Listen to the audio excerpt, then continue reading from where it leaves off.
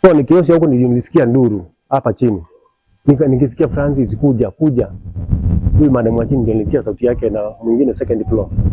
Bila niliteremka mbio, hata sikuuliza ni nini, niliona watu wakipiga nduru huko, nikateremka nikapinduka na nyuma.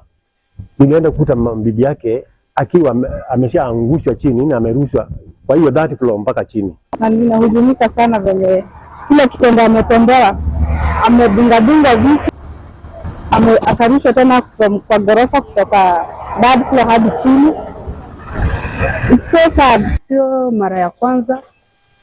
Ile siku alikuja alimdunga kisu, na juzi alimdunga makansi, adeni leo amemdunga kisu.